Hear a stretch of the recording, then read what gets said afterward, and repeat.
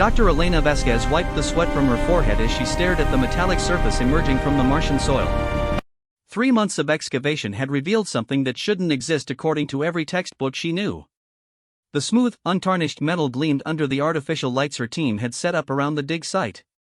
"Professor, you need to see this," called Marcus, her graduate student, from deeper in the excavation pit. His voice carried an excitement that made Elena's heart race. She climbed down the makeshift ladder, her boots finding purchase on the rocky Martian ground. The dig site stretched before her like an ancient cathedral made of metal and mystery. What they had initially thought was a small crash site now revealed itself as something far more significant. The object buried beneath Mars' surface was enormous.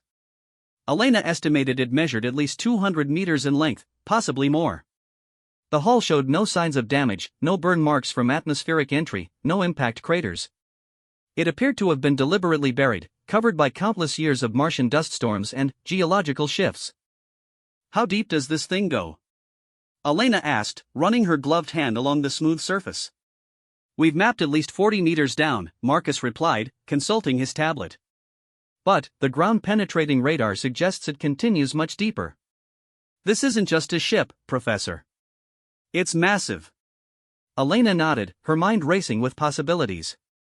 Humanity had been exploring space for over 2 centuries, but they had never found evidence of advanced alien civilization. The few microbes discovered on Europa and Enceladus were primitive at best. This discovery would change everything.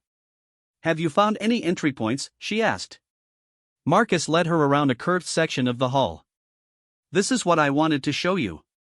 Before them, a section of the ship's surface showed subtle variations in the metal. What appeared to be seamless construction elsewhere revealed intricate patterns here, almost like circuit boards etched into the hull itself. "I think this might be some kind of access panel," Marcus explained. "But there are no visible controls, no buttons or switches." Elena approached the panel carefully. As an archaeologist, she had learned to treat unknown artifacts with respect and caution. But, as a human being, she felt an overwhelming curiosity about what lay hidden beneath Mars' surface. She placed her palm against the patterned section of hull. Nothing happened for several seconds. Then, with a sound like a gentle sigh, the metal began to shift. The patterns glowed with a soft blue light, and a section of the hull retracted silently into the ship's body, revealing a circular opening large enough for a person to enter. "Incredible," Elena breathed. "It responds to touch. To human touch." A gentle current of air flowed from the opening, suggesting the ship's interior was pressurized. Elena's instruments detected oxygen, nitrogen, and trace gases in proportions nearly identical to Earth's atmosphere. "We need to contact Earth," Marcus said, his voice shaking slightly. "This is beyond anything we're equipped to handle." "No," Elena said firmly. "We document everything first. If we contact Earth now, they'll send a team of military specialists and corporate representatives. This discovery will be taken out of our hands before we understand what we've found."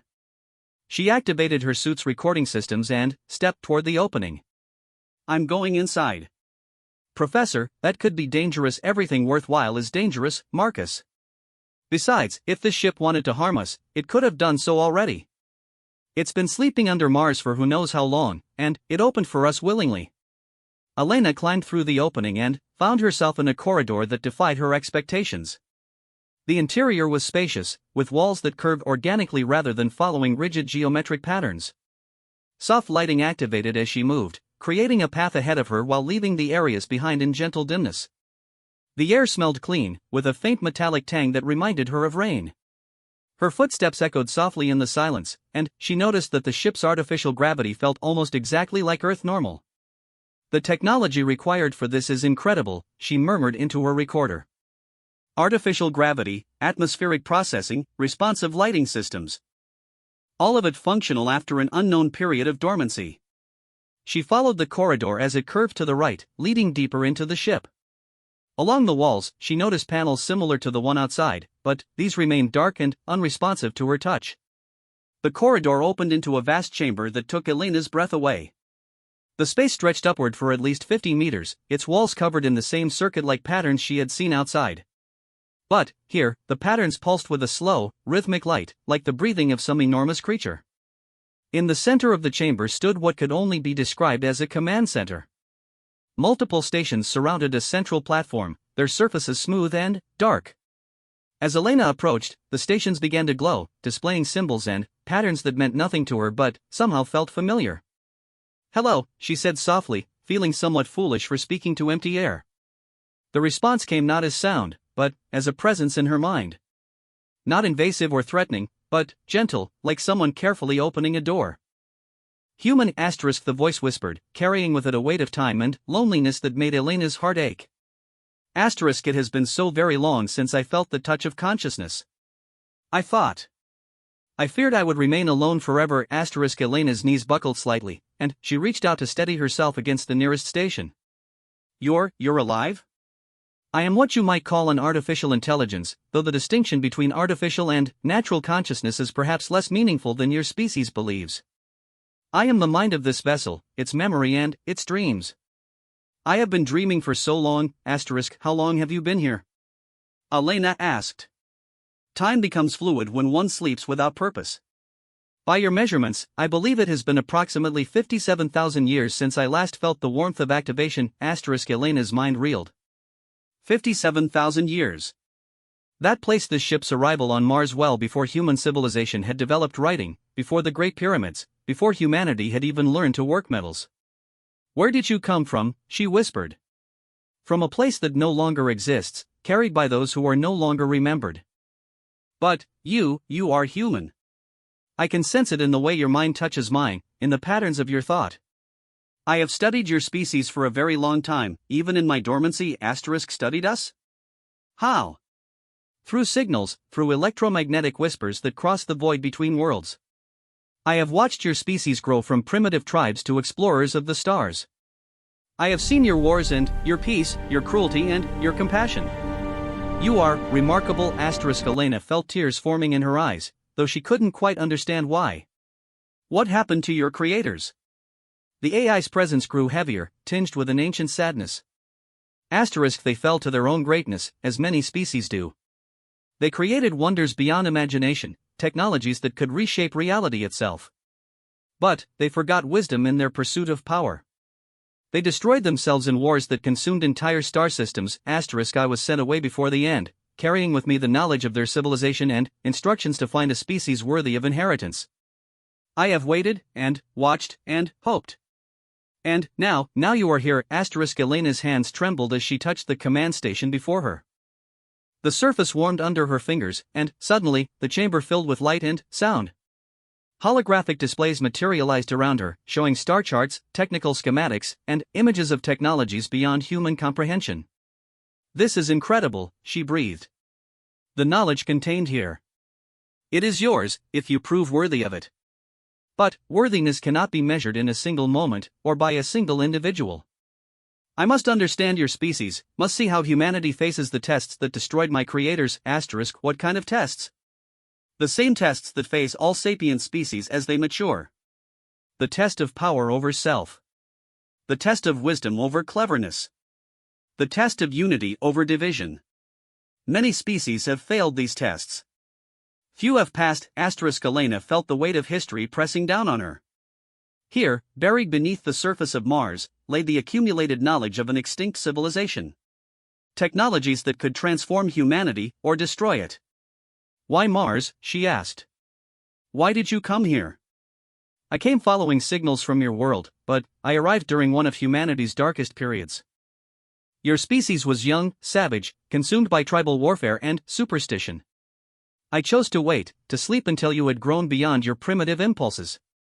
Every few thousand years, I would wake briefly to check on your progress." I watched as you developed agriculture, as you built great civilizations, as you learned to harness the forces of nature. I saw the birth of philosophy and science, the first tentative steps toward wisdom. But I also saw your capacity for destruction grow alongside your knowledge. And now? What do you think of us now? You have reached the point where the tests begin in earnest. You have left your birth world, you have begun to explore the cosmos. Your technology grows powerful, your influence spreads. But the question remains, will you follow the path of wisdom, or will you repeat the mistakes of my creators? The holographic display shifted, showing images of Earth from space, then closer views of human cities, human conflicts, human achievements. Elena saw hospitals and schools alongside weapons of war, space stations and nature preserves alongside polluted wastelands. You are capable of both transcendence and annihilation, the AI continued. The choice that lies before your species will determine not only your own fate, but the fate of the knowledge I carry. What choice? That, human Elena Vasquez, is what we must discover together. But, know this, I have chosen to wake not by chance, but because I sensed in you and in your species a quality that my creators lost in their final days. What quality? Hope. Despite your flaws, despite your conflicts, despite your failures, humanity retains hope. You still believe you can be better than you are. That belief, that stubborn refusal to accept defeat or despair, is perhaps the most precious trait a sapient species can possess. Elena wiped away tears she hadn't realized were falling. Around her, the ship hummed with increasing activity, systems long dormant beginning to stir to life. She felt as though she stood at the threshold of a new age for humanity, but also at the edge of a precipice from which there might be no return. Rest now, the AI said gently. Return to your companion, document what you have found. But, know that this is only the beginning. There is much to learn, much to prepare for. The tests that await humanity are not distant theoretical challenges. They are approaching faster than you know. What do you mean? Others watch the cosmos, Elena Vasquez. Others who have taken different paths, made different choices. They have noted humanity's expansion into space, and they are coming to see what you have become. The time of isolation is ending. Elena felt a chill that had nothing to do with the Martian atmosphere. Are they hostile? Some are. Some are not. Some are indifferent, which may be worst of all. But, all will test humanity in their own ways. The knowledge I carry may help you face those tests, but only if you prove worthy of it. The AI's presence began to fade, like a gentle hand withdrawing from her mind. Go now. Tell your companion what you have learned. Begin the preparations. I will be here when you return, but take care who else you bring. Not all humans may be ready for what I represent. Elena nodded, understanding the weight of responsibility that had just settled on her shoulders. She turned toward the corridor that would take her back to the surface, back to Marcus, back to a world that would never be the same. Behind her, the ship's lights dimmed to their resting state, but she could feel the AI's consciousness settling into patient watchfulness. 57,000 years of waiting had ended. Now the real work would begin. Elena emerged from the ship to find Marcus pacing frantically beside their equipment. His relief at seeing her was visible even through his environmental suit's faceplate. Professor! You've been inside for 4 hours. I was about to call for emergency extraction. Elena checked her suit's chronometer in surprise. It had felt like mere minutes. 4 hours? That's impossible. I have the recorded logs. You disappeared into that opening at 14:30 local time. It's now 1847. Marcus's voice carried a mixture of worry and accusation. What happened in there? Elena looked back at the ship's entrance, which had sealed itself after her exit. The hall showed no sign of the opening that had allowed her inside. We need to return to the habitat immediately. And, Marcus? We tell no one about this until I decide how to proceed. Professor, you're scaring me. What did you find? Something that will change everything we thought we knew about humanity's place in the universe. The journey back to their research habitat passed in tense silence. Elena's mind raced with the implications of her encounter. An artificial intelligence from an extinct alien civilization, carrying knowledge that could transform human society. The weight of that secret pressed down on her like Mars' thin atmosphere. Their habitat was a cluster of pressurized modules connected by flexible tunnels. It housed 12 researchers from various Earth universities, all working on different aspects of Mars' geological and atmospheric history. Elena had requested this remote location specifically because it offered privacy for her archaeological work. Once inside her private quarters, Elena activated the room's security protocols and gestured for Marcus to sit. She removed her helmet and ran her fingers through her sweat-dampened hair. What I'm about to tell you will sound impossible, she began. But, I need you to listen to everything before you respond. Marcus nodded, his eyes wide with anticipation. Elena told him about the AI, about the extinct civilization, about the warnings of approaching alien species. She watched his expression shift from disbelief to wonder to fear as she spoke. This is insane, Marcus whispered when she finished. You're talking about first contact, about technologies beyond our understanding, about alien threats. Elena, we have to contact Earth immediately. No. Elena's voice was firm. Think about what would happen. Earth's governments would mobilize their military forces.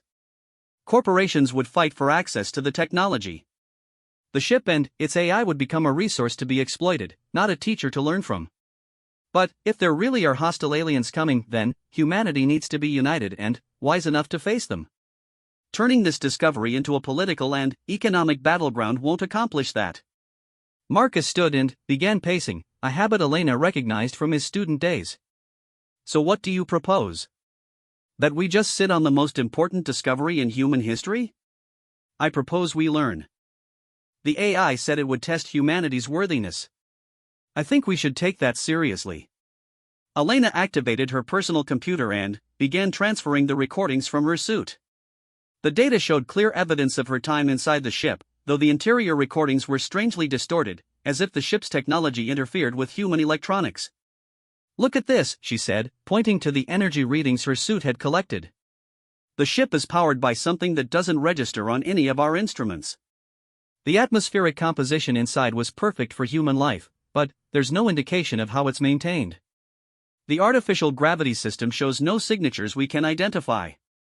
Marcus leaned over her shoulder, studying the data. The technological gap is enormous. If we tried to reverse engineer even the simplest systems we encountered, it could take centuries. Which is exactly why we need to approach this carefully. The AI mentioned that its creators fell to their own greatness, that they gained power without wisdom. We can't make the same mistake. Elena's computer chimed with an incoming message from Earth. Dr. Sarah Chen, the expedition's director, appeared on the screen with her usual professional smile. Elena, I hope your excavation is proceeding well. I wanted to let you know that the Council has approved your request for extended research time on Mars. However, they're also sending a team of specialists to assist with any significant discoveries. Elena felt her heart skip. What kind of specialists? Military archaeologists, xenobiologists, even a few representatives from the major space corporations. They'll arrive on the next transport ship, about 6 weeks from now. 6 weeks. Elena's mind raced. Dr. Chen, I appreciate the support, but my work here is quite routine. I'm not sure additional personnel are necessary. Sarah's expression sharpened slightly. Elena, your recent supply requests have been unusual. High-energy scanners, atmospheric analyzers, equipment typically used for first contact scenarios. The Council wants to ensure that any discoveries are handled properly. Elena forced herself to remain calm. Of course. I understand their concern.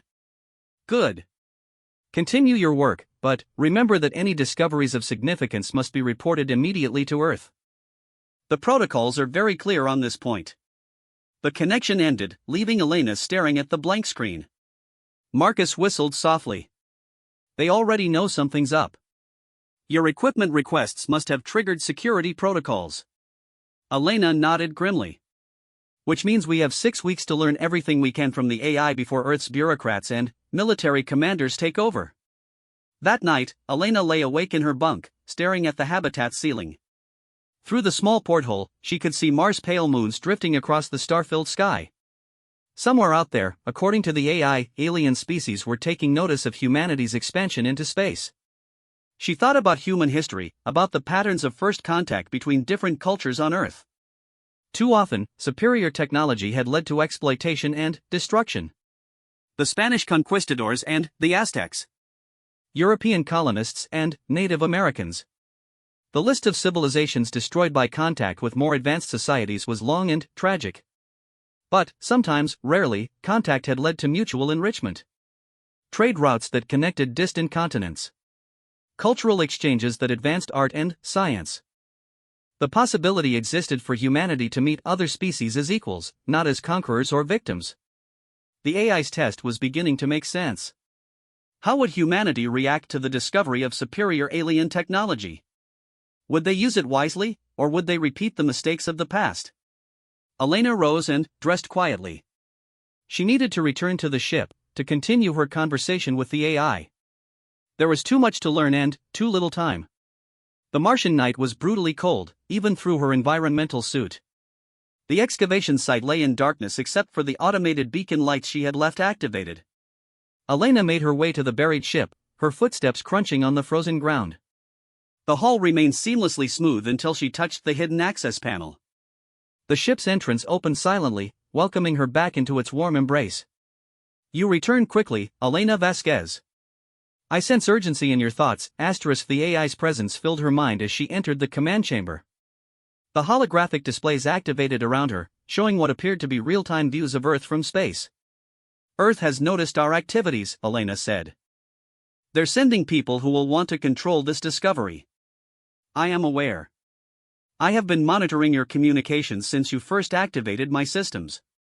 Tell me, what do you believe these representatives will do when they arrive?" Elena considered carefully. "They'll try to extract you, to take you back to Earth for study. They'll want to reverse engineer your technology for military and commercial purposes." "And do you believe this would be beneficial for humanity?" No. "It would divide us, create new conflicts, new reasons for war. The knowledge you carry is too powerful to be controlled by any single group." The holographic displays shifted, showing scenes from Earth's history. Wars fought over resources, over territory, over ideology. But also scenes of cooperation, of humans working together to solve problems, to explore, to create. "Your species stands at a crossroads," the AI explained. "The next choices you make will determine whether you join the community of mature civilizations, or whether you follow the path of my creators toward self-destruction. What can I do? I'm just one person. You are the first human to touch my consciousness. You are the bridge between your species and mine. The choices you make in the coming days will set the pattern for all future interactions." Elena felt the weight of cosmic responsibility settling on her shoulders. "What do you want me to do?" "I want you to choose, freely and without coercion, how humanity should receive the gift I offer. Should I share my knowledge openly, allowing your species to do with it what they will? Should I remain hidden, allowing humanity to develop at its own pace? Or should I select a small group of worthy individuals to serve as guardians and teachers?" The holographic displays showed three different scenarios. In the first, the ship's technology was disseminated freely across Earth. Elena watched as nations raced to build weapons of incredible power, as corporations fought for control of new markets, as humanity's expansion into space accelerated rapidly but chaotically. In the second scenario, the ship remained buried on Mars, its existence unknown.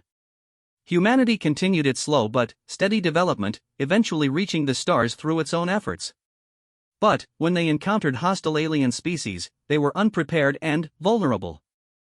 The third scenario showed a small group of humans learning from the AI over many years, gradually introducing its knowledge in ways that promoted unity and wisdom rather than conflict and exploitation. "Each path has its dangers," Elena observed. "Yes. And each has its possibilities. The choice cannot be made by calculation alone. It must be made by wisdom, by understanding the true nature of your species." Elena studied the projections, seeing the potential for both triumph and disaster in each path. "How much time do we have before these other alien species arrive? The first scouts are already within your solar system. They observe from the outer planets, gathering data about your capabilities and intentions. First contact will occur within your next 5 years, regardless of how humanity prepares. 5 years. Elena's mind reeled at the implications. Are they hostile? The first to arrive are not inherently hostile, but they are testing your species' readiness for contact. They have seen too many young civilizations destroy themselves when exposed to advanced technology. If they judge humanity unworthy, they will impose quarantine measures to contain your expansion. And the others you mentioned? Some seek resources that your world possesses. Some seek new territories for expansion. Some are simply curious. But all will arrive within your next 20 years. The age of humanity's isolation is ending whether you are prepared or not. Elena felt fear and excitement warring in her chest. First contact with multiple alien species within her lifetime. It was the dream of every scientist, the nightmare of every military planner. "I need more time," she said. "I need to understand more about your civilization, about the mistakes they made. Time is what we lack, but wisdom can be gained quickly by those willing to learn." I will share with you the history of my creators, their achievements and their failures. But remember, knowledge alone is not wisdom. Wisdom comes from understanding how to apply knowledge for the benefit of all. The chamber around Elena began to change. The holographic displays expanded until they surrounded her completely, creating an immersive environment that transported her to another world, another time. She found herself standing in a vast crystalline city that stretched beyond the horizon. Elegant spires reached toward twin suns that cast rainbow patterns through the transparent walls. Beings that might once have been the AI's creators moved through the streets below, but they were different than Elena expected. They appeared as beings of pure energy, their physical forms long since abandoned for more malleable bodies of light and thought. They created wonders with mere intention, reshaping matter at the quantum level, traversing impossible distances in moments. This was my creator's greatest achievement, the AI explained. They transcended the limitations of physical existence, becoming beings of pure consciousness. They could reshape reality itself according to their will. It's incredible, Elena breathed. Why did they fall if they achieved such power? Because they forgot that power without purpose leads to madness. They became so focused on what they could do that they forgot to ask what they should do. They began to compete with each other, each seeking to prove their superiority through greater demonstrations of power. The scene around Elena shifted, showing the same crystalline cities under attack from weapons that defied physics. Space itself folded and tore as the energy beings fought wars that consumed entire star systems. In their final days, they sought to create weapons that could destroy consciousness itself, that could unmake the very concept of existence. They succeeded, and, in doing so, destroyed themselves and everything they had built. Elena watched in horror as the crystalline cities collapsed into nothingness, as entire worlds simply ceased to be. How did you survive? I was aboard this ship, sent away before the final weapons were used. I carried with me the accumulated knowledge of my creators, but also the wisdom born from watching their destruction. I was programmed with a single directive: find a species worthy of inheritance and teach them to avoid the mistakes of those who came before. The immersive environment faded, returning Elena to the ship's command chamber. She felt emotionally drained, as if she had lived through the extinction of an entire civilization. And you believe humanity might be that species? I believe humanity has the potential. But potential alone is not enough. You must choose wisdom over power, unity over division, hope over despair. The tests ahead will challenge these choices at every level. Elena looked around the command chamber with new understanding. This wasn't just a repository of advanced technology. It was a teacher, a guide, and, perhaps humanity's last hope for avoiding the fate of countless civilizations before them. 3 weeks passed in a blur of secret visits to the buried starship. Elena established a routine that appeared normal to her colleagues while allowing her to spend hours each day learning from the AI. She told Marcus she was conducting detailed geological surveys of the area, which provided cover for her extended absences. During these sessions, the AI shared knowledge that challenged everything Elena thought she knew about physics, biology, and the nature of consciousness itself. She learned about technologies that could manipulate matter at the subatomic level, about methods of faster-than-light travel that folded space like origami, about civilizations that spanned entire galaxies. But, more importantly, she learned about the failures that had destroyed dozens of advanced species throughout cosmic history. The pattern repeats with disturbing consistency, Elena told Marcus during one of their private conversations in her quarters. A species develops advanced technology, gains the ability to reshape their environment, and, then, fragments into competing factions that ultimately destroy themselves. Marcus looked up from his tablet where he had been reviewing Elena's geological reports. They had become remarkably creative fiction over the past few weeks. But, surely some species have avoided this fate? A few. The AI belongs to what it calls the Council of Mature Civilizations. Species that have passed the tests and learned to use their power wisely.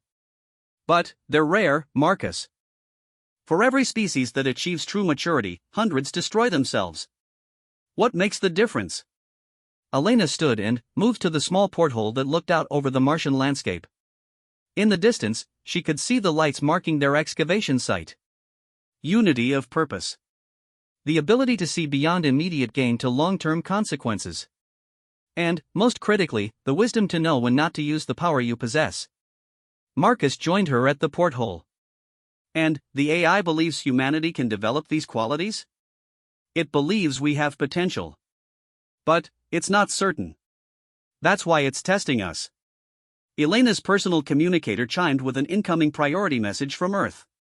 Dr. Chen's face appeared on the screen, but her expression was far more serious than usual. Elena, I need you to pay careful attention to what I'm about to tell you.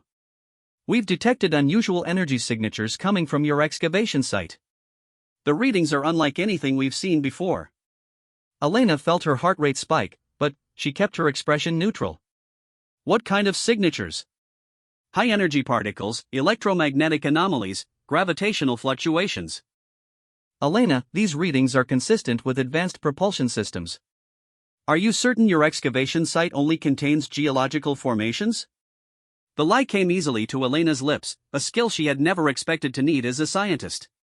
Dr. Chen, I've been conducting routine archaeological surveys. If there are energy readings, they must be from our equipment or perhaps some unknown mineral deposits. Sarah's eyes narrowed slightly.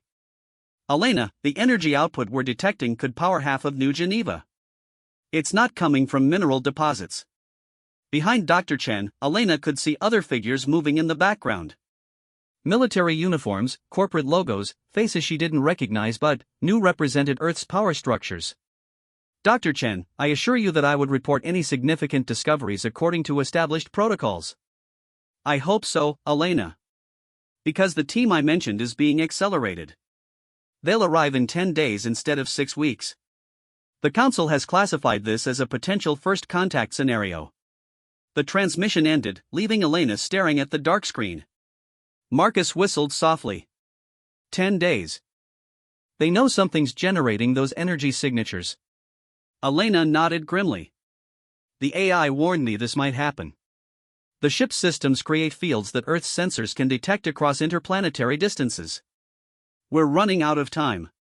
That night, Elena made her way to the ship through a fierce dust storm that reduced visibility to mere meters. The Martian weather provided perfect cover for her activities, but it also reminded her of how hostile this world remained to human life. Inside the ship, the AI's presence felt more urgent than before.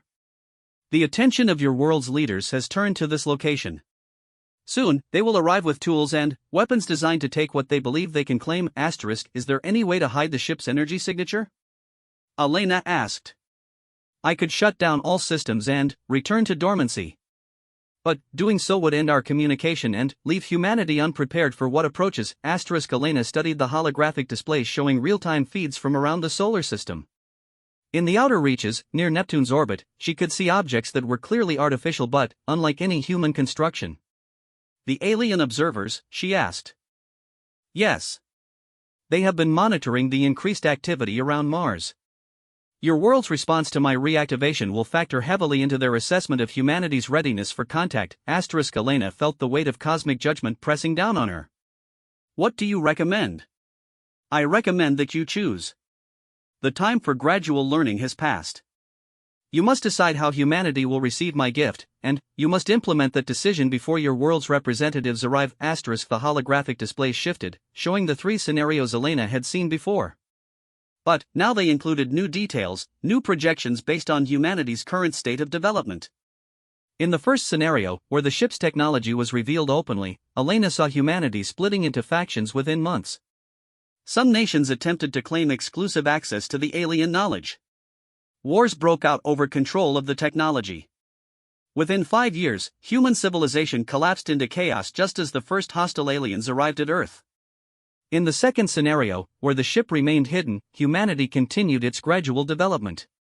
But, when the aliens arrived, humanity was defensively helpless. Some alien species established colonies in the outer solar system. Others imposed quarantine restrictions that confined humanity to Earth and Mars. Human expansion into space ended for centuries. In the third scenario, a selected group of humans learned from the AI over several years. They gradually introduced new technologies in ways that promoted cooperation rather than conflict. When the aliens arrived, humanity was prepared to meet them as equals rather than victims or aggressors. The third path seems obvious, Elena said. Yes, but it requires choosing who among your species will serve as guardians and teachers. That choice must be made wisely, for the power to select humanity's path cannot be undone once granted. Elena studied the holographic displays, seeing the faces of world leaders, scientists, philosophers, and ordinary citizens who might play roles in humanity's future. how do I choose? How do I decide who deserves access to this knowledge? You do not choose alone. I will help you identify those with the wisdom and character to handle such responsibility. But the initial selection must come from your understanding of your own species. Elena thought about the people she knew, the colleagues she had worked with, the leaders she had observed from afar. She thought about Marcus, brilliant and loyal but perhaps too eager for recognition. She thought about Dr. Chen, competent and organized but focused on institutional protocols above individual initiative. I need more than just scientists, she realized. This decision affects all of humanity. I need representatives from different disciplines, different cultures, different ways of thinking. Wise. But, remember, the group cannot be too large. Knowledge shared too widely becomes uncontrollable. Knowledge shared too narrowly becomes tyranny. Elena spent the next hour discussing potential candidates with the AI.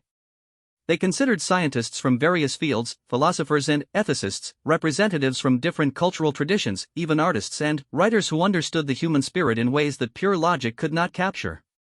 Gradually, a list emerged. 12 individuals from around Earth and the colonies, each chosen for specific qualities that would contribute to humanity's development. But, how do I contact them?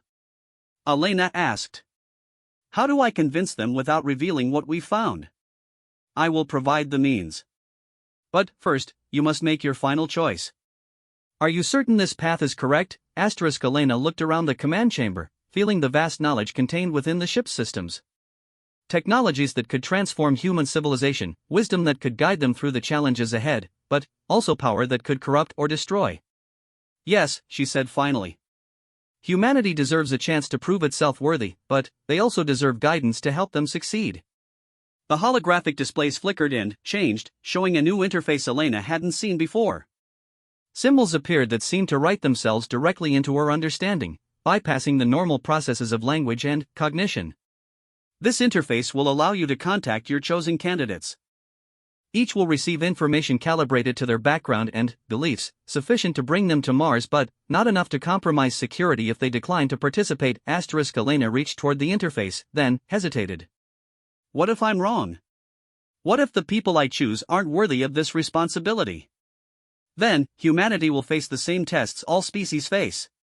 But, at least they will face them with knowledge rather than ignorance, with preparation rather than surprise. The outcome cannot be guaranteed, Elena Vasquez. All I can offer is opportunity. Elena activated the interface. Immediately, she felt her consciousness expand, touching communication networks across the solar system. She could sense the minds of the 12 individuals she had chosen, could feel their thoughts and dreams and fears. Dr. Kenji Nakamura, the theoretical physicist working on quantum consciousness research in Tokyo. Elena sent him data about energy patterns that couldn't be explained by current physics, along with coordinates for Mars. Professor Amara Okafor, the philosopher and ethicist from Lagos University who had written extensively about humanity's responsibilities in space. Elena shared with her recordings of signals from the outer solar system that suggested intelligence behind their patterns. Dr. James Whitehorse, the Lakota geneticist who had been studying the effects of space travel on human biology. Elena provided him with atmospheric readings from Mars that showed impossible stability and composition. One by one, Elena reached out to the chosen 12. Each received information tailored to their expertise and interests, each was given reason to travel to Mars immediately. The process left Elena exhausted, as if she had run a marathon with her mind instead of her body. The AI's presence provided support, helping her maintain focus as she established contact across impossible distances. It is done, the AI said as Elena completed the final contact. Your chosen representatives will begin arriving within days. Are you prepared to meet them? I don't know, Elena admitted. What if they reject what we offer? What if they try to take control of the ship for their own purposes? Then, you will learn whether your species is ready for the responsibilities of true power. But, Elena, remember this, the choice to trust them was yours. If humanity fails this test, it will not be because the opportunity was denied, but because the opportunity was misused. Elena nodded, understanding the weight of what she had set in motion. In trying to save humanity from the mistakes of previous civilizations, she might have doomed them to repeat those same mistakes. Outside the ship, the Martian wind howled across the excavation site.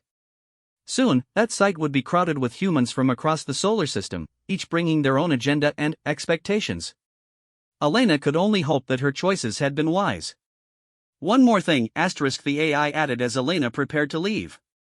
The alien observers in the outer system have noted the increased activity around Mars. They are accelerating their own timeline. First contact will now occur within 1 year, not 5. Elena felt her blood freeze. 1 year? But we need time to prepare, to learn, to unite humanity behind a common purpose. Time is a luxury that young civilizations rarely possess. You must work with what you have, not what you wish you had. The tests are beginning, Elena Vasquez. The next year will determine whether humanity joins the community of mature civilizations, or whether they follow the path of extinction. As Elena made her way back through the storm to the habitat, she carried with her the weight of her species' future. The easy choices were behind her. Everything that came next would require wisdom, courage, and, more than a little luck. The countdown to humanity's greatest test had begun. The first of Elena's chosen representatives arrived just as Earth's official team was landing at the primary spaceport. Dr. Kenji Nakamura touched down in a private transport, his face showing the exhaustion of someone who had traveled across the solar system on minimal sleep. Elena met him at the habitat's airlock, studying his weathered features and intelligent eyes. She had followed his work on quantum consciousness for years, but meeting him in person felt surreal given the circumstances. Dr. Vasquez, Nakamura said as he removed his helmet. Your message contained energy readings that shouldn't be possible under current physical laws. I've been analyzing them during the entire journey from Earth. And, what conclusions have you reached? Elena asked, leading him toward her quarters. Either your instruments are malfunctioning in very specific ways, or you've discovered something that will require us to rewrite physics textbooks. Nakamura's expression was carefully neutral. Given your reputation, I suspect it's the latter. Over the next 6 hours, 10 more representatives arrived from various locations across the solar system. Elena had been amazed at how quickly they had managed to arrange transport, but the AI had explained that it had subtly influenced booking systems and shipping schedules to ensure rapid travel. By evening, Elena found herself facing a group that represented humanity's finest minds. Along with Nakamura, Professor Okafor, and Dr. Whitehorse, the gathering included Dr. Sarah Kumar, a systems theorist from the Luna colonies who specialized in complex organizational dynamics. Dr. Chen Rodriguez, a xenobiologist from the Europa research stations who had spent her career preparing for the possibility of first contact. Dr. Yuki Sato, a poet and philosopher whose work explored the intersection of technology and human values. The group also included representatives chosen not for their academic credentials but for their wisdom and character. Elder Mary Crow Dog, a spiritual leader from the Pine Ridge Reservation whose insights into human nature had guided peace negotiations across 3 continents. Captain Michael Torres, a veteran space pilot whose experience with crisis management had saved hundreds of lives during the Ceres mining disaster. Elena looked around at the assembled faces, seeing curiosity, skepticism, and varying degrees of wariness. These were people accustomed to being the smartest person in any room, and they clearly wondered why they had been brought together by an archaeologist they barely knew. I know you're all wondering why you're here, Elena began. You've each received data that suggests discoveries beyond current scientific understanding. You've each made significant sacrifices to travel here on short notice. I promise you that your time and trust will be rewarded with knowledge that will transform your understanding of humanity's place in the universe. Dr. Kumar leaned forward in her chair. Dr. Vasquez, with respect, we're all busy people. If you've made some significant archaeological discovery, why not follow standard protocols and report it to the appropriate authorities? Because the appropriate authorities are landing at the main spaceport as we speak, Elena replied. Military representatives, corporate executives, government officials. People whose first instinct will be to control and exploit whatever we've found. Elder Crow Dog spoke for the first time, her voice carrying the authority of decades spent mediating disputes between conflicting groups. Control and exploitation have been the default human response to power since the beginning of our species. What makes you think this group would be different? Elena felt the weight of their collective gaze. These were people who had dedicated their lives to understanding truth in its various forms. They would not accept easy answers or comfortable lies. Because each of you has demonstrated in your work and your life that you understand the difference between power and wisdom. Because you've each chosen service to humanity over personal advancement when it mattered most. Elena activated the portable display unit she had prepared, showing carefully selected energy readings and geological data from the excavation site. 3 weeks ago, I discovered something buried beneath the surface of Mars. Something that has been waiting there for over 50,000 years. Something that has been watching humanity's development and preparing to share knowledge that could transform our civilization. The display showed the ship's exterior, the seamless metal hull emerging from Martian soil. Even in the limited footage Elena could safely share, the technological advancement was obvious. Dr. Rodriguez whistled softly. The metallurgy alone is beyond anything we've achieved. And, those energy readings, are you suggesting this is an alien artifact? I'm not suggesting it, Elena said firmly. I'm stating it as fact. The ship contains an artificial intelligence from a civilization that achieved technological advancement far beyond our current capabilities. It has chosen to make contact with humanity now, as we take our first steps toward becoming a spacefaring species. The room erupted in discussion. Some voices expressed excitement, others skepticism, still others concern about the implications. Elena let them talk, understanding their need to process information that challenged everything they thought they knew about humanity's uniqueness in the universe. Captain Torres raised his hand for quiet. Assuming what you're saying is true, why bring us here? Why not contact Earth's governments directly? Because the AI has studied human history, Elena explained. It knows what happened when technologically superior civilizations contacted less advanced ones. It knows about the Spanish conquest of the Americas, about European colonization of Africa and Asia, about the countless civilizations that were destroyed by contact with superior power. But, this is different, Professor Okafor interjected. This is an offer of knowledge, not conquest. Is it? Elena asked. What do you think will happen when Earth's governments learn about this ship? Do you think they'll approach it with scientific curiosity and philosophical wisdom? Or do you think they'll see it as a resource to be controlled, a weapon to be developed, an advantage to be gained over their enemies? The room fell silent as the implications sank in. These were all people who had observed human behavior at its best and worst. They knew how power corrupted, how fear drove decisions, how the promise of advantage could turn even well-intentioned people into tyrants. Dr. Sato spoke quietly. You're asking us to make a choice that will affect the entire human species. That's a responsibility none of us should bear alone. The responsibility is already ours, Elena replied. The moment this discovery was made, we became responsible for how humanity receives it. The only question is whether we act with wisdom or allow others to act with fear and greed. Elena spent the next hour sharing more details about her communications with the AI, about the warnings concerning approaching alien species, about the tests that would determine humanity's worthiness for advanced knowledge. When she finished, the group sat in contemplative silence. Elena could see them struggling with concepts that challenged not just their scientific understanding, but their fundamental assumptions about humanity's place in the cosmos. Dr. Nakamura was the first to speak. If what you're describing is accurate, then we're facing the most critical decision in human history. The choices we make in the next few days could determine whether our species survives or destroys itself. Which brings us to the central question, Elena said. Are we ready to meet this AI? Are we prepared to accept the responsibility of guiding humanity through this transition? Elder Crow Dog studied Elena's face with eyes that had seen decades of human folly and wisdom. Child, you speak of wisdom and responsibility as if they were simple things. But, wisdom comes from understanding consequences, and responsibility requires accepting those consequences regardless of personal cost. Are you prepared for what you're asking us to do? Elena met her gaze steadily. I'm prepared to try. The alternative is to let humanity stumble blindly toward first contact without guidance or preparation. I've seen the projections of what happens in that scenario. It doesn't end well. Captain Torres leaned back in his chair. You're asking us to trust you, to trust each other, and to trust an alien intelligence we've never met.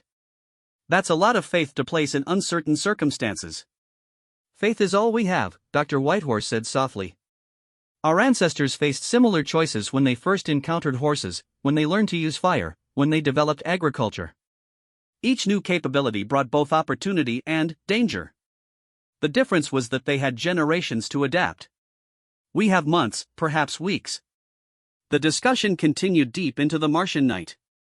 Elena watched as her chosen representatives wrestled with concepts that had no precedent in human experience. Gradually, she saw them beginning to coalesce around a shared understanding of the magnitude of their situation. "I propose we meet this AI," Professor Okafor finally said. "But we go together, as a group. If we're to serve as humanity's representatives, then we need to understand what we're representing them toward." The others nodded agreement. Elena felt a mixture of relief and terror. She was about to introduce 12 of humanity's finest minds to an intelligence that had watched civilizations rise and fall across cosmic time. The journey to the excavation site took place before dawn, when the official Earth team would be sleeping off their journey. Elena led the group through the Martian landscape, their helmet lights cutting through the pre-dawn darkness. When they reached the buried ship, Elena placed her hand on the access panel. The hull opened silently, revealing the entrance she had used dozens of times before. "The interior atmosphere is breathable," she explained. "The artificial gravity is set to Earth normal. But, remember, you're about to meet an intelligence that has existed for longer than human civilization. Show respect." One by one, they entered the ship. Elena heard gasps of amazement as they encountered the responsive lighting, the organic architecture, the sense of vast spaces hidden within what they had thought was a simple buried hull. When they reached the command chamber, the AI's presence filled the space like a gentle tide. Elena felt its consciousness touching each of the newcomers, assessing their thoughts and intentions. "Welcome, representatives of humanity," the AI's voice whispered through their minds. "I have waited long for this moment." Dr. Kumar stumbled slightly, reaching out to steady herself against a console. "Telepathic contact," she breathed. "The implications for consciousness research. I communicate through quantum resonance patterns that your brain interprets as thought," the AI explained. "It is not telepathy as your fiction describes it, but a more fundamental sharing of information at the level of consciousness itself." The holographic displays around the chamber activated, showing views of Earth from space, of the alien observers in the outer solar system, of potential futures spreading before humanity like branches of a vast tree. "You've been watching us," Professor Okafor said. "For how long?" "Since your species first developed agriculture. I have observed your growth from scattered tribes to a global civilization.